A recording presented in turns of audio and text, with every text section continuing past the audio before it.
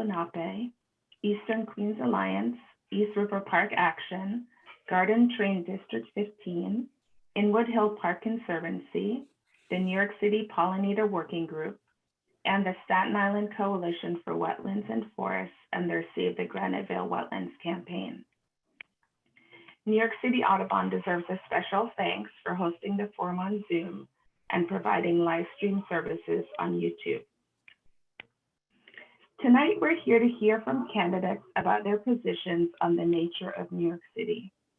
At its simplest, nature is the air we breathe, the soil we grow our food in and that our children play in. It's the land we walk on. It's the rainfall that replenishes our waterways. Nature is also our street trees, forests and parkland, wildflowers and insect pollinators, migratory and resident birds, wetlands, rivers, and bays. And yes, New York has all of these and more. It sounds really wonderful, right? It is, but there is a but. Nature is at risk in the city, and if nature is at risk, so are we. Our wetlands are being diminished or destroyed. What will absorb seasonal floods and storm surges exacerbated by anthropogenic climate change? Poor and minoritized communities do not have the same access to nearby high-quality nature in the forms of street trees, parks, and clean air. Deferred maintenance is undermining the green and built infrastructure of our parks. Of the many things the COVID pandemic taught us, one is the essential nature of parks and green space to a livable city. Nature has its own right to exist, and I believe this fundamentally. We are removing habitat for wildflowers and other plants, and in a cascading way, we're also eliminating resources for insects and thus birds. Another way we're contributing to biodiversity loss is through our love of glass structures, which birds literally do not see and die by the many thousands during migration every year. We can all do something to address these issues, and we are.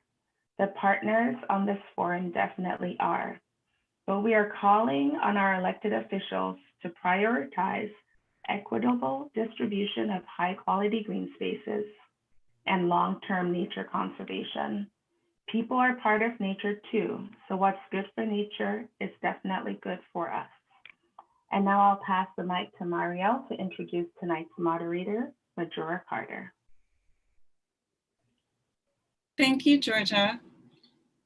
Mayoral has long been an inspiration to many, including Georgia and myself. We were joking via text about how she's the OG, the original green, well before the Green New Deal was a twinkle in anyone's eye. Mayoral Carter is the Senior Program Director of the Justice 40 Accelerator at Groundswell, the DC-based organization that builds community power through equitable community solar projects, clean energy programs that reduced energy burdens, and pioneering research initiatives that help light the way to clean energy futures for all. The Justice 40 Accelerator supports communities on the front lines of the climate crisis in accessing federal funding flowing from President Biden's historic executive order directing 40% of the benefits from government-funded climate action to traditionally under-resourced communities. Mayoral is also a real estate developer, urban revitalization strategy consultant, MacArthur Fellow, and Peabody Award-winning broadcaster. She is responsible for the creation and successful implementation of numerous economic developments, technology, green infrastructure projects, policies, and job training and placement systems. Mayoral's work is focused on talent retention to reduce brain drain in American low-status communities. She has firsthand experience pioneering sustainable economic development in one of America's most storied low-status communities, the South Bronx. Mayoral was born, raised, and continues to live in the South Bronx. Suffice it to say, she has more awards, accolades, and accomplishments than we have time to enumerate. We are so honored to have with us tonight, Mayoral Carter.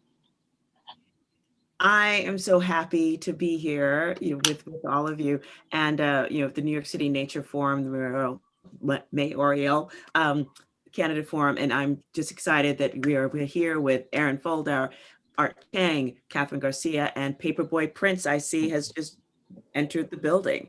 So this is great. So what we're going to do here, and I'm going to ask, because we're represented here with the questions by an extremely passionate group of New Yorkers. You know, the folks that are into nature, the ones that sent in questions, you know, they represent people from all over the city. They're really interested in getting your feedback and, you know, just hear your thoughts about how, as mayor, you would actually help create and support nature in New York City, and which we know touches everything from climate to housing, you know, just how we live our lives here in the city. So I've got questions that were prepared by the various groups that were that were organizing the forum. And so, but I'm going to ask everybody to be sort of succinct because I really want all four of you to make sure you answer these questions. And so I'm looking forward to hearing it. So the first is from the Eastern Queens Alliance.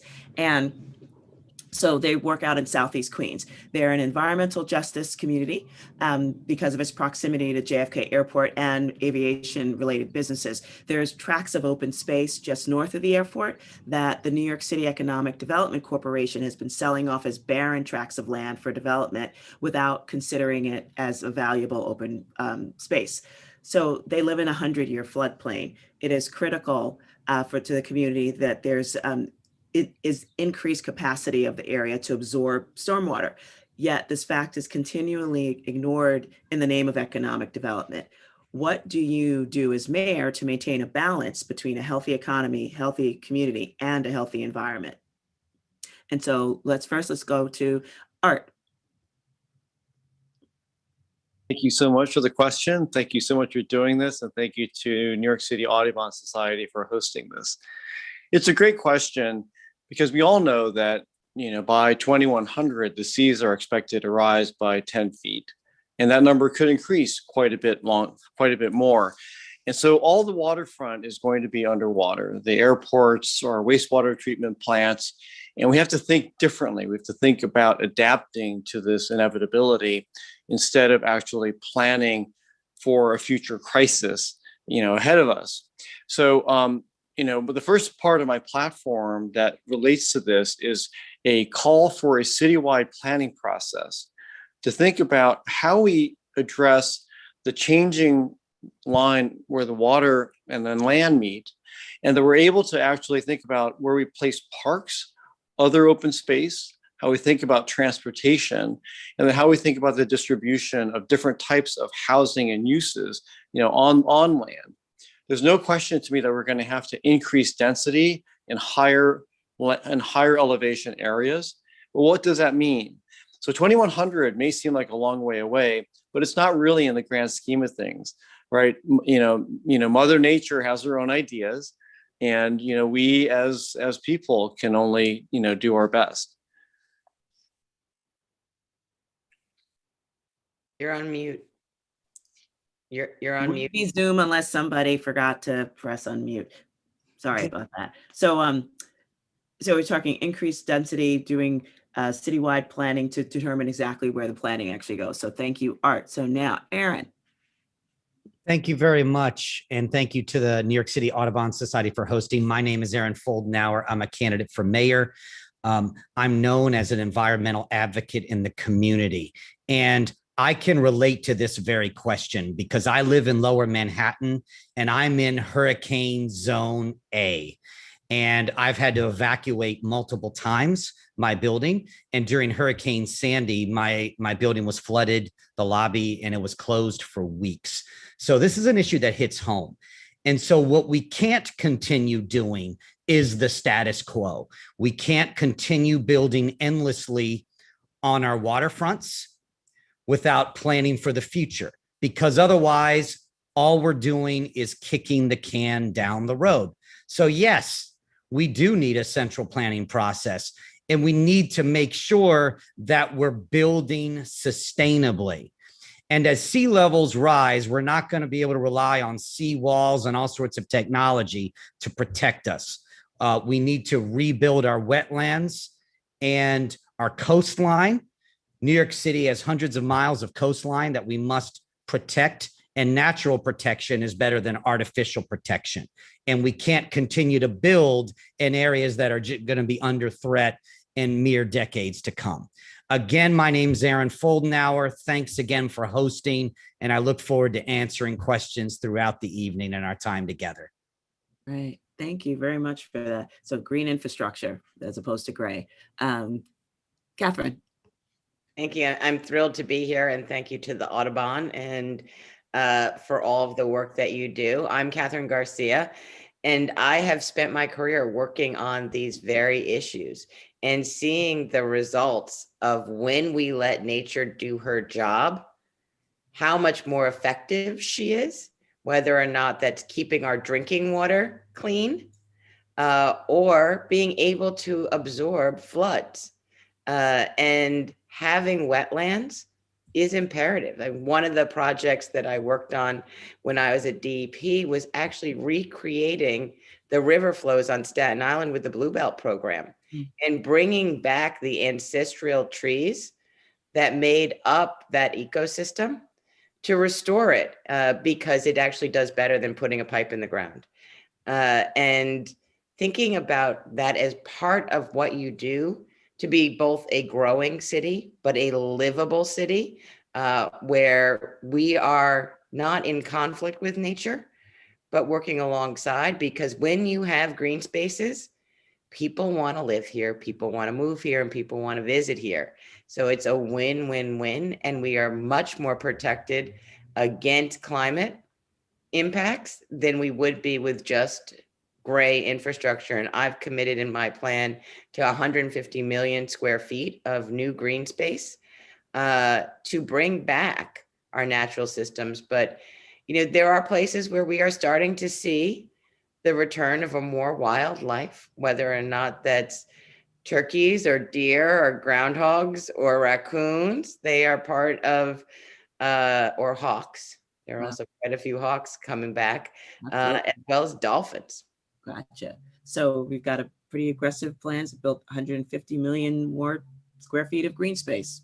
Thank you, Catherine. So Paperboy Prince, what would you do as mayor to maintain a balance between a healthy economy, healthy community, and a healthy environment? Paper, yeah. It's our time. One love. Good evening. So happy to be here. Much love to all of you, to all the candidates, everyone here. Speaking of nature, it's a beautiful day out today.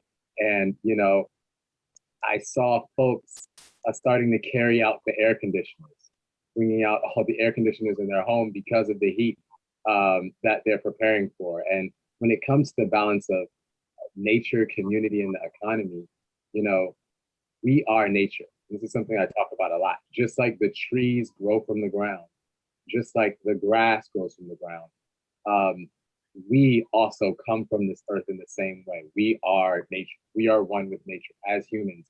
And we have to stop seeing ourselves as separate from it or something we have to deal with or, you know, in that way. It is us, right? Mm-hmm. So I see finding more ways to bring nature and community truly in harmony, allowing folks to have a chance to have fresh grass to put their feet in, allowing a chance for students to be able to play outside. That is important. So for me, nature and community come first, the economy. And when we do that, that is what's going to actually help our economy long term. For so long, we've had a scarcity mindset and have ran around to do everything to support the economy. Meanwhile, our community and it's almost a joke to talk about nature in New York City because we've obliterated it, you know, to the point that So is there anything in particular that you would do to create that balance? Is there one, for the sake of time, for one little platform that you could put forward?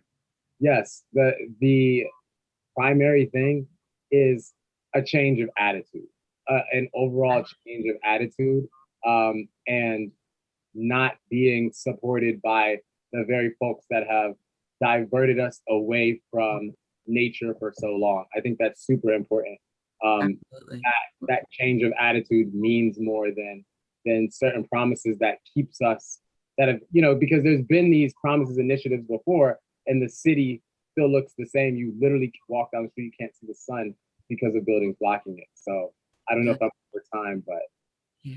Okay, so we're gonna come back to you, Ed, because we've got a lot more questions. I want to make sure everybody gets at least a chance. So this next question is from a group called Garden Train, and they believe all students across New York City deserve a school garden because these gardens serve as critical outdoor classrooms, introduce children to time outside, STEM curriculum, career development, social emotional learning, cultural relevance. As mayor, how will you navigate the city budget, departmental silos, and the complexity of the Department of Education to implement a school garden program? And how would you expand it to ensure every child has access to such places and keep it safe from budget cuts? So let's go with you, Catherine, first.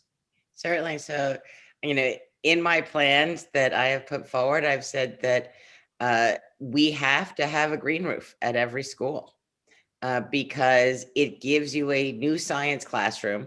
It gives you a place to be able to see all of the things that nature has to offer, as well as reducing both the heat load as well as the air conditioning load needed for that building.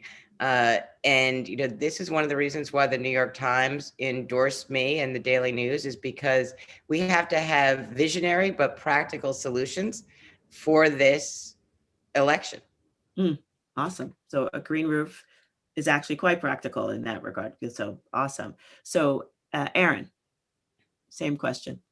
The big problem with our school system today is the emphasis on teaching to the test. Standardized tests are overemphasized. So we've lost our focus on having kids learn just to learn. We've lost the focus on allowing kids to play. We've lost the focus on arts, and we've lost the focus on nature. And the school system is important to me. Both of my parents have been public school teachers their entire lives. So education, the right way, is important. And when I was growing up, I did regular field trips to parks and other places where I could experience nature. And I firmly believe that if we start kids at a young age and get them out in a park, get them out in other areas where they can experience the wild, have them do some gardening, then that will give them a long-term appreciation of the environment. If we just hand our kids phones and computers and we teach them, to perform well on a standardized test, then we're losing a number of dimensions of what a school system should do. Yeah. So it's about how we change our priorities in our school system to educate people the right way. And I'll add, just on a closing note, is that I grew up attending a garden. My parents borrowed land from neighbors in the community, and we filled jugs with water and put them in our station wagon and went to these isolated pieces of land and grew our own crops. And I think I'm a better person for it. And it would be a great idea to get our kids involved in gardening today. Okay, Paperboy Prince. Paper, you're on mute. I said, paper, yeah. It's our time, one love. Yes, as far as our schools, that is such an amazing opportunity to really reset our culture towards nature, right? So it's not just about allowing kids the chance to get a garden in during lunchtime. It's about really reshaping how we think about education and how we think about life as a human. Right now, human life in New York City, well, first off, as nature and for my policies, I have something called the Utopia Plan, right? Whereas we're trying to move as close as we can to a utopia as possible. And that means a place where you can get your own fruits, you can get your own vegetables within walking distance of your home. I feel like in a place like New York City, we can do that. I pioneered a urban farming project that we've been working with students in the community, with young people from what people like to call disadvantaged communities, and giving them a chance to learn how to make a take a seed, make a plant, and then make food from that seed, going from seed to table, and allowing people to have these intimate relationships with plants. So I think the first step is one, allowing students to have their own plants that they can take home with them, that they can take with them through their learning, right? Through the years, they grow their plants. And on top of that, restructuring education so that nature is a part of every lesson. Nature is a part of English class.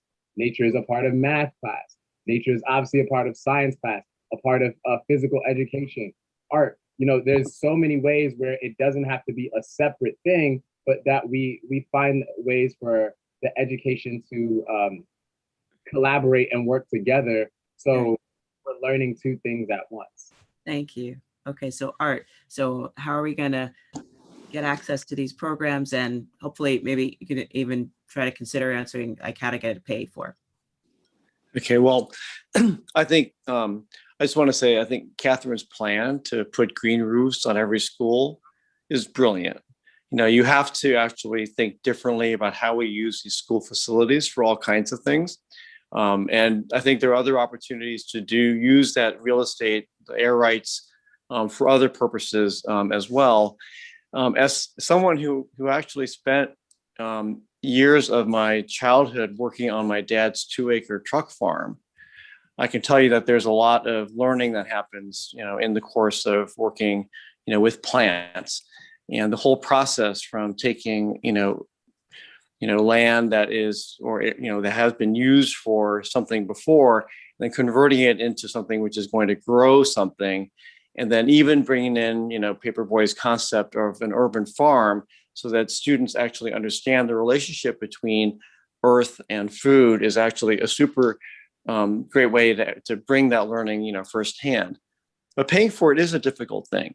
I mean, one of the things about green roofs, is that it's not just a place to grow plants. It's actually a tremendous environmental and climate practice. I have a green roof on my house. I have 8 inches of soil and I've grown a meadow. And I can tell you that it is a genius way to do passive solar, that you basically it reduces the heat load and heat gain in the summers. It reduces the amount of heat that's needed in the winter times. In a place like Brooklyn, where we have helicopters flying overhead almost all the time, seemingly, it actually helps dampen the sound. And so it serves a number of purposes. It creates the wildlife, it's water retention, so water from rainwater does not enter the sewage system as quickly. It softens everything, and it just creates a place where people can reconnect again with nature in so many ways. And so when you think about this in the context of Local Law 97 and the mandate to reduce the city's dependence, emissions of carbon-based fuels, green roofs are a great way to do this. And it's a terrific way to do it, especially thinking about how we set the model, starting from public schools, and beyond into the rest of our municipal buildings. Excellent. Thank you for that. So our next question is from Coalition for Wetlands and Forests. Graniteville, Staten Island is now currently fighting to save a 28-acre wetland from destruction. And coastal forests and marshes protected New York City from Superstorm Sandy, but 50 out of 51 council members have voted to fill the wetlands for development.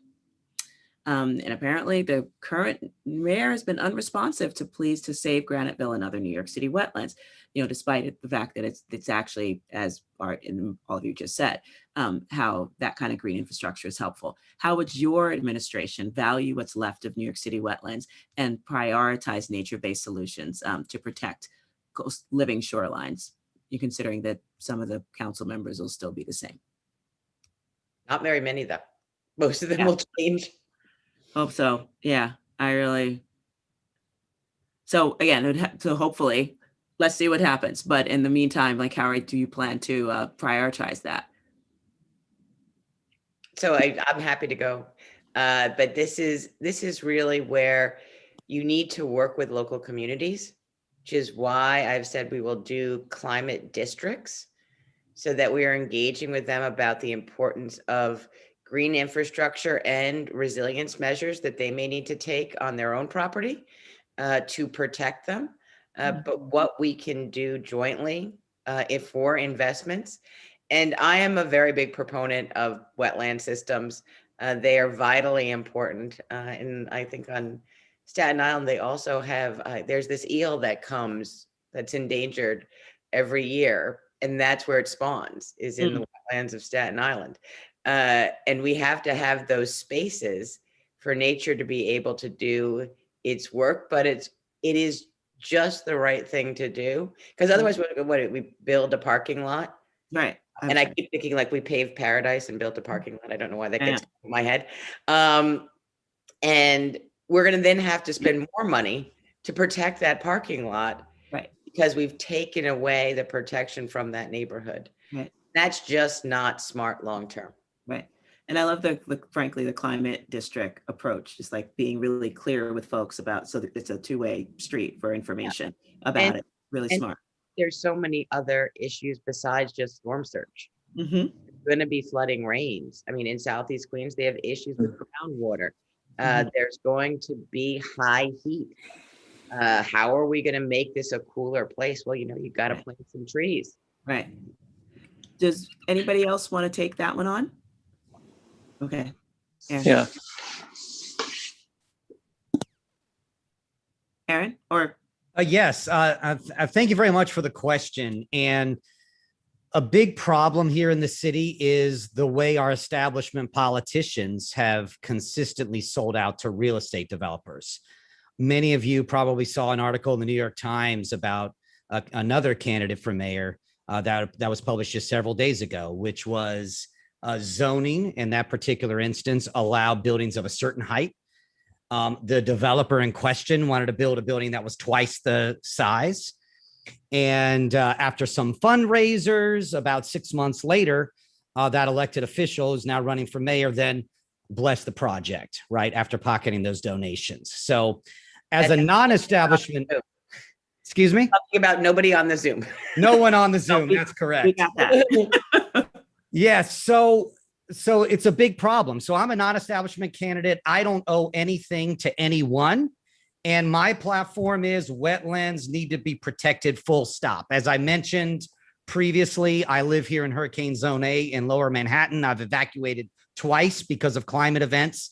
So wetlands must be protected. And I was just reading some material that someone posted in the chat, and how the wetlands in Staten Island, the Graniteville wetlands, the developer wishes to replace them with, drum roll please, a BJ's, I believe, and a BJ's Wholesale Club. Now, I don't know about you. I'm not eager to visit a BJ's Wholesale Club in Staten Island.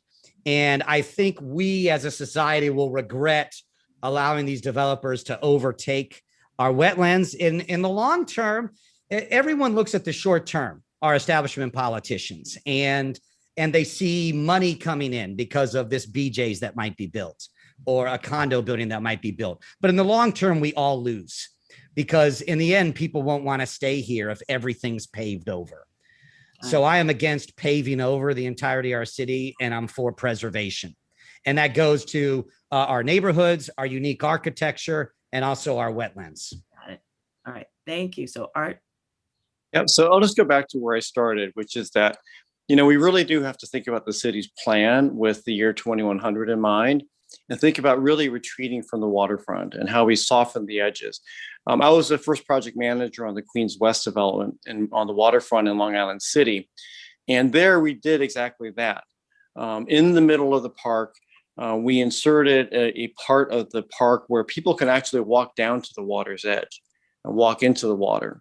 And then we also implemented overflow reservoirs so that when the water rose, it had a place to go. And the whole waterfront park serves as a buffer and an absorptive sponge for the development behind it. And then the development was also planned with the rising seas in mind and climate change. So it was one of only 2 waterfront projects in the entire city that didn't lose power during Superstorm Sandy. And so we need to think about this kind of comprehensively and across the board. I've recently become educated about the plight of East River Park in Lower Manhattan. And I have become convinced that the existing plan by the de Blasio administration goes against all the well-established principles of how we need to soften the edge at the water, that we need to start planning ahead to the year 2100, that we need to think about a project that can accommodate a number of things at the same time, that it can accommodate ever increasing changes in sea level without having to massively reinvent it, that has to think about it holistically, like not just think about it within the 1 mile length of that park, but also at the north and south ends of it. And then think about FDR and things like transportation, because if we're looking at a future where we are going to reduce the number of cars, and then we need to think about FDR in the future. Maybe we platform over it. Maybe it's a place where that can become more parkland, that can be used by the NYCHA residents who live nearby. Then I'll say one more thing about real estate development, is that so much of the real estate development we know is not accretive to the people of our city, right? It is designed for people who are can afford luxury apartments, who are office residents, who are going to have luxury retail. And then they take a disproportionate, it's not a holistic value back to our city, because they're not paying for a proportionate share of the services that they consume, like subways and schools and sewers and water and other things that are essential infrastructure. And so we need to, again, in the light of this overall plan, we need to look at all of these things in context. And again, another group that I've become a huge proponent of is a Chinatown Working Group, which is thought about how we think about having lower density that is more in tune with the community, so that we can have truly lower income, mixed income communities that are also have a relationship to the water. Cool, thank you.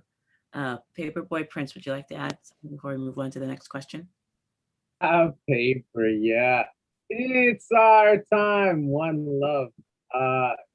I agree with so much of what many of the other candidates have said, and I'm super inspired of where we're going to help save our planet.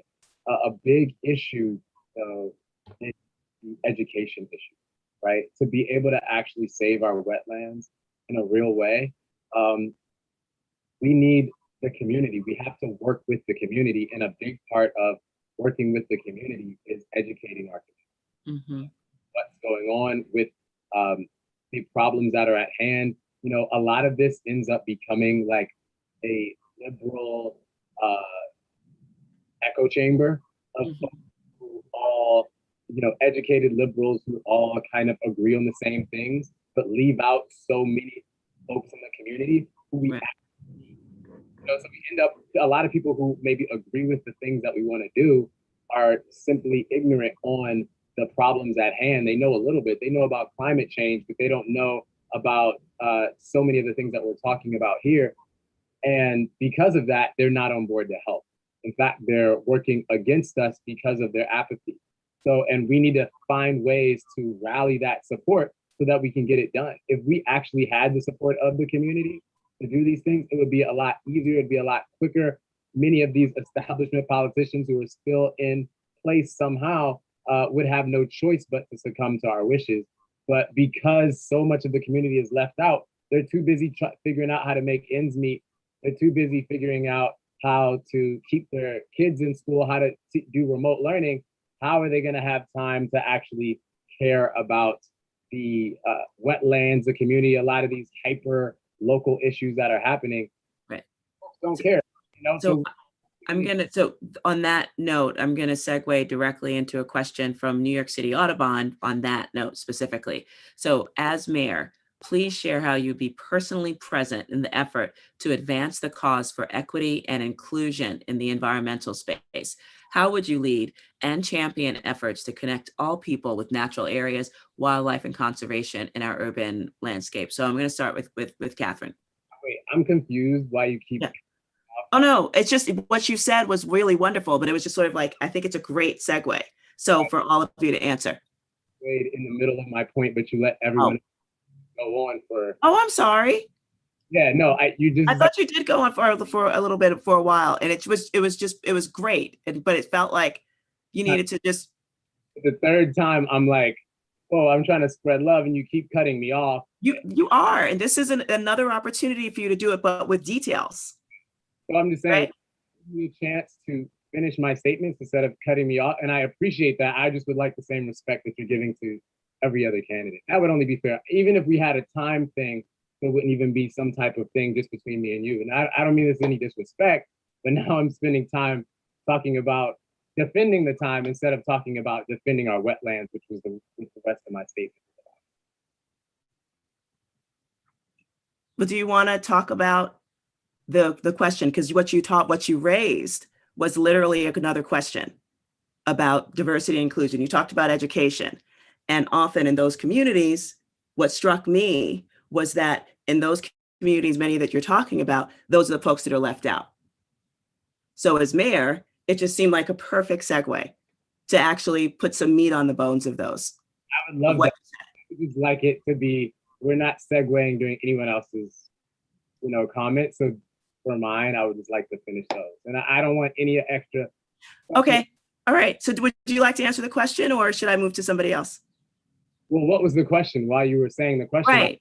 So you were talking specifically about wetlands and prioritizing, and it needed to be about education. And that's what you kept talking about.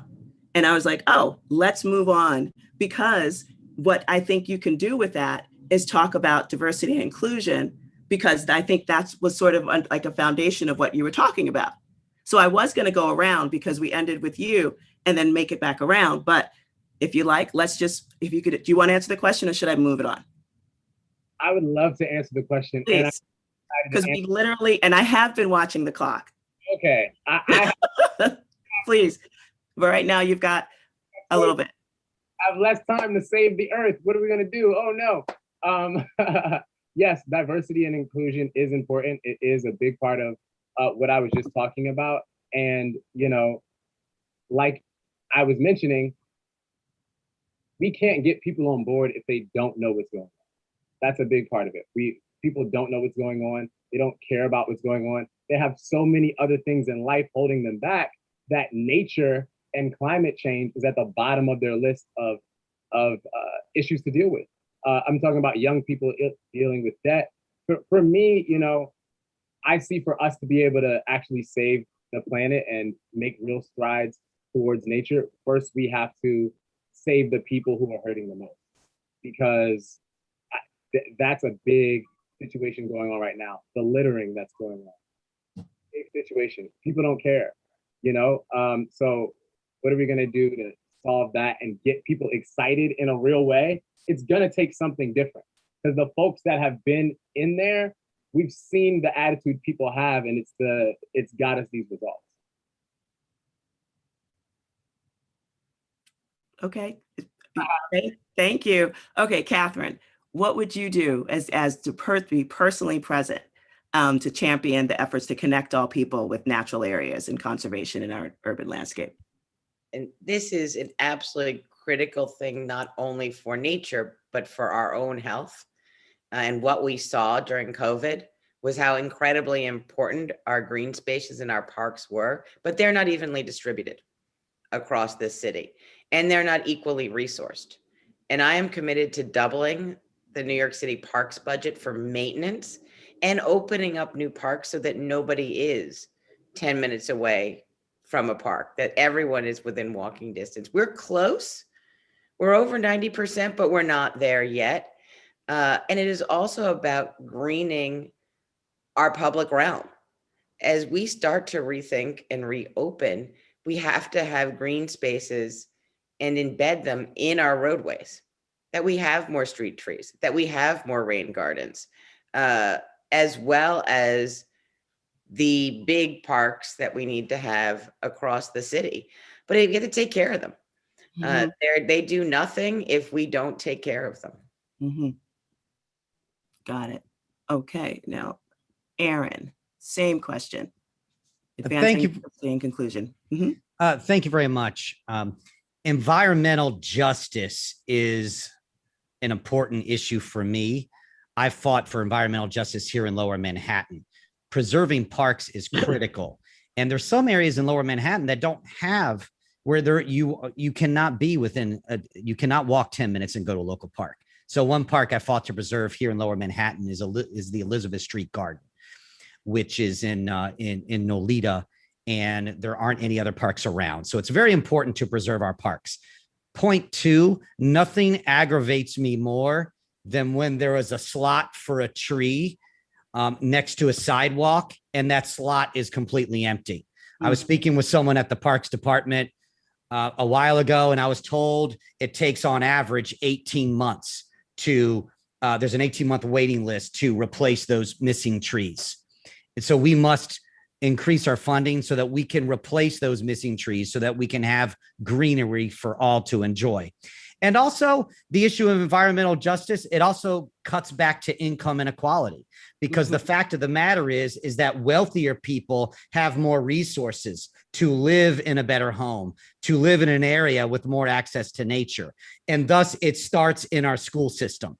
It outrages me whenever I talk to someone on the street and say, one of my number one issues is a school system. And they say, oh, I don't care about the school system because I don't have kids. And that's the wrong answer. We all need to care about our schools because the inequality in our schools is outrageous. And that inequality then perpetuates itself into our children's adulthoods. So we must address income inequality in its entirety. We have to reopen our city. And in that way, indirectly, that will also improve where we stand with respect to environmental justice as well. Thank you. Art? One of the great pleasures of this campaign has been going around and talking to community groups and nonprofits around the city about the issues that they care about. The depth and wealth of knowledge that exists in this city is truly extraordinary. But the thing that really moves me the most is the depth of caring about the city in the face of political opposition. So as mayor, I think it's, and I just want to throw in there that I think the other group of people that we can't forget about are the frontline workers, because they are actually witnessing and seeing the city every day firsthand where it meets the communities. And they're often the ones who actually have the knowledge about what to do. So as mayor, I think the next, as mayor, I would implement a new way of communicating with the public, that we need to bring the mayor closer to the ground, closer to both community-based organizations and to the front line. Technology is going to be one way to do that, but it actually means sitting down and talking directly to people, as I have. I mean, it's been amazing talking to the Chinatown Working Group, the activists opposing the East River Park plan, right? And again, the nonprofits in all kinds of different areas around the city. And so we need to reinforce them, build upon what they do. And one of the ways that I demonstrate that this new type of communication is that I'm the only candidate to hold Zoom open office hours on my website. I mean, anybody can come to my website and book time on my site, and people do that. And it's a great way to actually get one-on-one or small group interaction directly with the people. And I love that. It's just one of the things that keeps me going and energized. I find it interesting that, like, or to deal with diversity, and inclusion, it's actually about addressing income inequality, maintaining, the green infrastructure that we have, and actually creating opportunities to actually be more accessible to the public, which is that. Thank you so much for that. And so one of the last questions is from Inwood Hill Park Conservancy, which mostly deals with the fact that Parks Department funding is boom and bust, which I think, it's either, it's funded really well at the beginning part, and then there's not a whole lot there. And so how would you as mayor, you have the power to inform economic priorities of the city budget. How would you provide for the proper maintenance, which is a big deal because everybody likes to, cut ribbons at parks, but not necessarily maintain them, we've noticed, and how to preserve and develop our neighborhood parks and preserves. And where would your parks, and where do our parks fit in with budget priorities? And would you consider a trust for parks wherein city council each member of the city council would volunteer a portion of its discretionary funds it takes from New York City Parks to pay for a trust for parks endowment? It's an interesting financing mechanism. Let's first go to Art. go back to front from here. Okay, perfect. When the fact that we do need to restore the parks maintenance budget, we absolutely have to do that, because if we don't do that, it's just going to continue to get worse, and the cost for bringing it back up to date is going to be much harder and much higher in the future. So we need to properly fund the maintenance that we have. Part of the ups and downs, the ebbs and flows of funding for the budget for the Parks Department has to do with the very fragmented nature of funding. That right now there's too much control held by different council members, and different board presidents who are able to arbitrarily and unilaterally distribute money where they see fit, instead of holistic, the whole groups within view. It also allows for much greater efficiency in how we think about planning for capital expenses and maintenance expenses, through the Parks Department. I know we're talking about kind of the future and where the money comes from. I want to point out really, I think people don't know, aren't aware enough, but the budget that the de Blasio just proposed, $98.6 billion, is actually $20 billion in real dollar terms larger than the budget from just 8 years ago.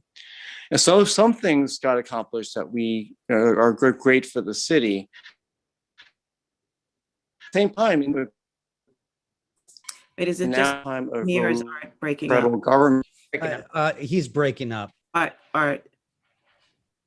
Oops, am I back now? Yeah. Sorry about that. Yeah. Okay. So just to wrap, so the $98.6 billion budget was proposed. 20 years ago, it was $20 billion in real dollar terms increase in just 8 years. And we got some good things out of it. But we look at the inefficiencies, and in the time of wealth and in time of government, of getting money in from the federal government, shouldn't we be building up a rainy used to? Hey, Art, I'm sorry, it's getting really bad. I heard it's a rainy Yeah, day I'm sorry, fund. and I just wrapped up. So it was the rainy day fund, like building that up through budget Yes. allocations. Okay. So Yes. sorry about that, but I think folks got it. I hope they did. So Paperboy Slim, what would you do? Thank you. I just Paperboy Slim. I'm sorry. It's our time. One love, Paperboy Prince, Paperboy Love Prince. Thank you so much. A big issue that we're not taking advantage of here is our community, our people. There's so many people in this city that want to be a part of this city. They want to be a part of something bigger than themselves.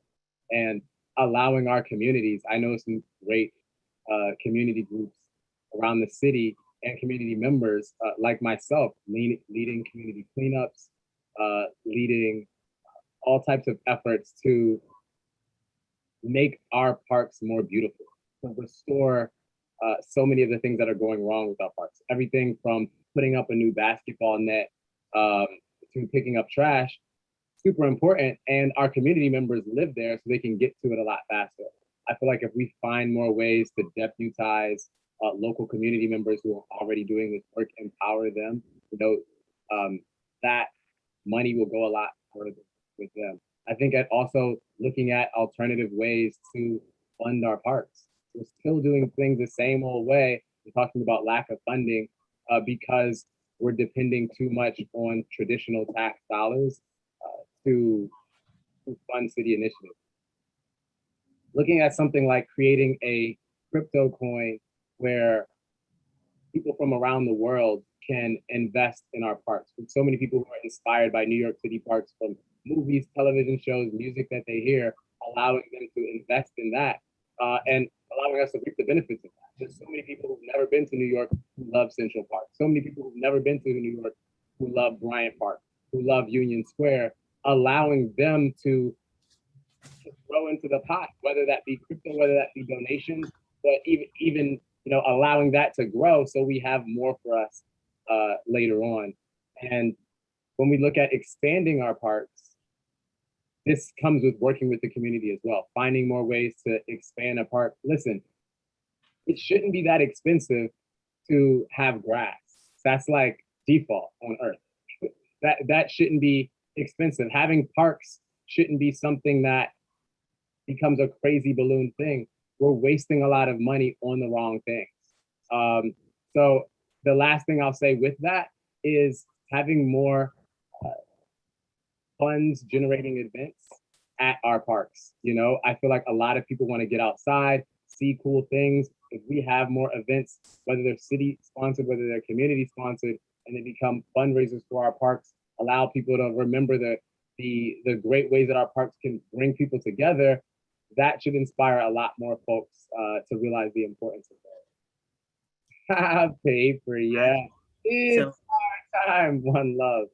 great. So people powered park maintenance and alternative ways to fund them. So we've got Catherine, could you Yeah. tell us Yeah, no, how we're actually going to maintain these things? yes, no, parks, prioritizing parks in the budget is why I've said I would double the parks budget and make it 1% of the city's budget. One, you know, we're not asking a lot for something that does us all so much good and actually also drives economic development. If you look at spaces that have become green, probably the classic example is the High Line, where property values went through the roof after they got a park. Parks make a big difference for economic activity in the city of New York, but mainly it's about our health, about our ability to socialize, our ability to have recreation, our ability to breathe cleaner air. And that has to be a top priority for the next mayor going forward. A budget is a reflection of our values, but I'm certainly willing to look at new and new options for revenue streams, whether or not that's fundraising events, but also perhaps, you know, marine dockage fees that we could make some money on, and make sure that we are equitably funding all of our parks, regardless of if they're in a fancy neighborhood or not. But I want to thank you all for having me. I am going to have to jump because I am got to get myself ready for my next Zoom. But it's good to see my fellow candidates. I did allow Paperboy Prince to pie me in the face for charity, so I'm willing to go and walk the walk. Me too. I've been also pied. Yes. So he let me pie him back in the name of charity. But thank you all for what you're doing and for all that you're contributing to keep New York City's natural spaces natural. Because it is what we all need going forward. So I'm sure I'll see my fellow candidates on a forum near you. Thank you so much. Can I hop in 1 minute? Can we, before we wrap up, get a 30-second on folks' feelings about East River Park and the slated demolition of that park? I have to go. I apologize. Thank you. Thank you, Catherine. If we could just stepping in a little bit into Majora's shoes, which I can't fill, if folks could answer that. I would go for it. I can start, and if I may just address the previous question before I get to the East River Park issue. And that is, I'm glad you're asking about the budget of the Parks Department, because we do face long-term budget problems in the city. And the fact of the matter is that there's a lot of money sloshing around in the city, but it's not used wisely. And we're putting money in the wrong places. I was outraged when we faced budget problems last year. And the first thing to go was the composting program. And then the second thing to go was actually emptying the waste basket. So we had the pandemic, people wanted to go outside, and you had trash cans overflowing. That was outrageous, and canceling the composting program was outrageous. So we have to make better use of our money. Now, with respect to the Parks Department, which was the original question, is we need to streamline the city contracting rules. There have been several examples of very simple restrooms being built in parks that cost millions of dollars. So I have two here, which is there was a simple restroom in the Bronx Ferry Point Park West that was built for $4.7 million. Another one cost $6 million in the Staten Island Seaside Wildlife Nature Park. So we need to we'll have more money to do what we need with our parks if we streamline contracting rules so that everything's not so expensive. There's way too much red tape, and then Right. we'll be able to have more green space. Right. And you're right, Marjora. There is too much emphasis on ribbon cuttings and not enough on maintenance. Right. With respect, Well, you're going to go to the East River Park? I just hadn't answered the previous question, which is why I was talking about the previous question. Right. East River Park, the plan needs to be totally revisited. We definitely need, I have a friend who during Hurricane Sandy, his apartment in the Lower East Side was flooded and he lost all of his stuff. Mhm. So we have to do something, but I'm very concerned about the destruction of all the trees and everything in East River Park. So we need to take a second look at it. It's just unfortunate that we've allowed our wetlands to deteriorate in the first place. So does everybody, first of all, just to make sure, we've literally got 30 seconds each, but does everyone know about the East River Park action that we're referring to? Or do you need a quickie? Okay, real quick. The plan, apparently, the new plan, they're concerned of a sea level rise over in East River Park, burying its 2.4 miles of shoreline, would likely kill every living thing that's protected the community by acting as a sponge during Superstorm Sandy. This plan will rob thousands of Lower East Side residents of daily interactions with nature, make them vulnerable to the negative impacts of climate change. What steps would you take to adopt an innovative and just policy for flood control that enables this 82-year-old park, biodiversity, and the community past, present, and future to thrive? And all in 30 seconds. So, okay. Paperboy Prince, 30 seconds. There you go. Art's got it too. Paper, yeah. It's our time. I love East River Park. Spend time there with my parents, gone on some dates there back in school. I think it's an amazing park. And, there's a lot of community support for saving it. And I feel like we have to find ways to listen to the community. When I'm in the Lower East Side, this is a lot of folks. There are voters on this issue. There's a lot of people, I don't really care much about the election, except for East River Park. They'll even have pamphlets on them telling you, yo, this is why it's important. For me, I think what's happening with that is something that I was saying before. There's so many other folks that are going to be affected by this, and they're in the communities that aren't in this conversation. So it's helping to galvanize these folks. For me, saving this park is super important. As far as what is the equitable way to actually deal with the rising sea levels, that is something that's a more complex issue that I don't feel comfortable trying to answer in 30 seconds, if I'm going to be honest. Okay. All right. But I do think the real way that we can do it. First step, it makes more sense to save the park for now, as long as possible, and look at those alternative solutions. Maybe got it. So you can actually, I know that there's an opportunity for folks to write in, or for you as any of the candidates to write in the responses to that question. But I'm going to go to Art to give him, you got a little bit more in 30 seconds, but that's all right. But Art, go ahead. All right, hopefully my connection works. So I apologize for that. I've read both EISs. I read the de Blasio EIS, the unredacted version. Why it was redacted, we have to ask that question. I know. And then I also read the independent EIS that was written. And this is why I come to the conclusion that I side with the community on this. And to make it very, very simple, the two proposals are the community-based proposal calls for building the seawall actually on the east side of the FDR, and then have it slope down to the waterfront. The other proposal, the de Blasio proposal, has a seawall at the water's edge. So it's a vertical wall at the water's edge with fill on the land side.